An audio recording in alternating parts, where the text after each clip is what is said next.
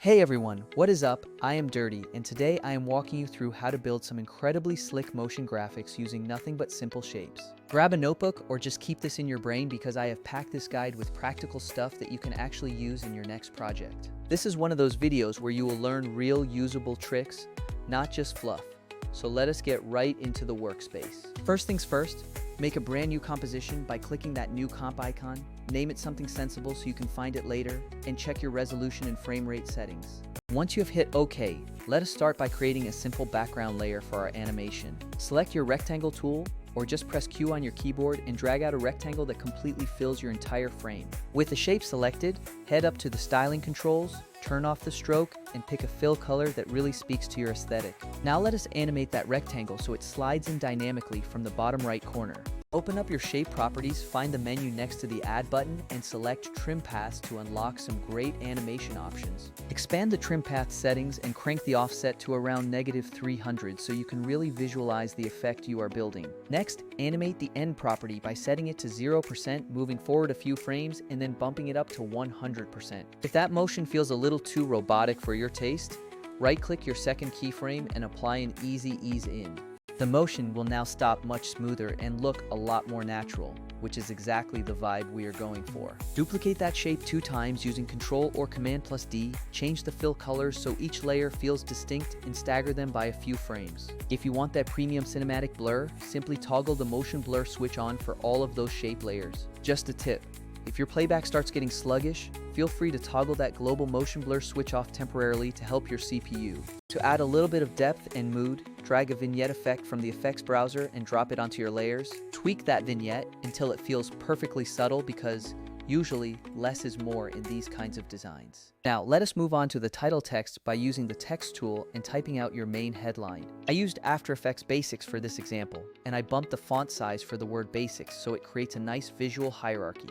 If those lines are overlapping too much, just adjust the leading or line spacing until the text reads clearly and cleanly. Experimentation is low risk here, so try out different font weights and sizes until you land on a look that you genuinely love. Next, move your anchor point to the dead center of the text layer, which makes all of our future animations much easier to control. Everything we animate from here on out will revolve around that anchor point, so make sure it is exactly where it needs to be.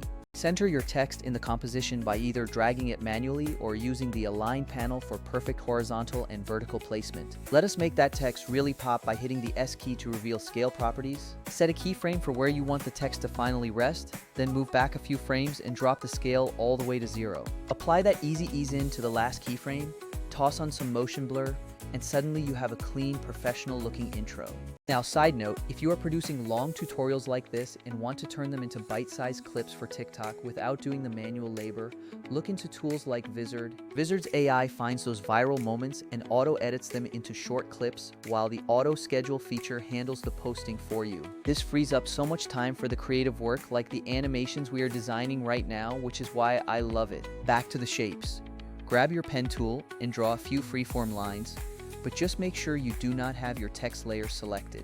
Remove the fill, pick a stroke color that matches your palette, and set the pixel thickness so it looks intentional and sharp. For those professional smooth edges, expand your contents, go to stroke, and change the cap setting to a round cap. You can even open the taper settings and play with the end length until the lines feel elegant and stylized. Animate those lines using the trim paths technique we used earlier to create that satisfying in and out worm motion.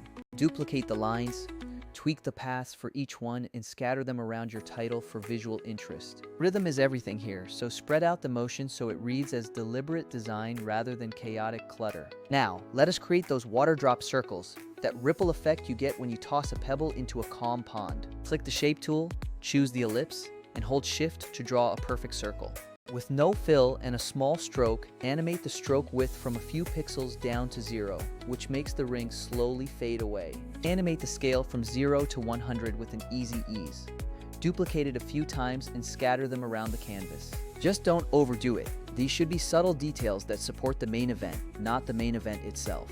I also like to drop a small logo at the end just to reinforce the branding without competing with the primary message. Animate a small opacity pop or a tiny scale bump so it feels integrated into the rest of the animation. Throughout this video, I have been using keyboard shortcuts because they save massive amounts of time and help you stay in your creative flow. If you are serious about your craft, learn the essential After Effects shortcuts early on. It will change your production pace dramatically. Okay, let us talk about workflow again, specifically for you creators who are constantly recording long-form content. You probably want those golden moments turned into snackable clips, but manual editing can be such a drag when you have to do it for hours. Some automatic tools out there promise magic, but they often fail to capture the best parts or lack decent scheduling features. That is exactly where Vizard shines for creators who are trying to scale their output. Vizard's auto-editing finds those high-engagement moments, and the content calendar gives you one place to manage everything from editing to publishing. It is not a replacement for high-end, human-touched VFX work, but for repurposing long-form content, it is a massive time saver. And don't get me wrong, creating custom motion graphics like what we built today is still an incredibly valuable skill to have. The winning strategy is to make your long tutorial, design a few bespoke animations, and then let Vizard handle the clips and scheduling. That combination is how you grow your audience without burning yourself out in the process.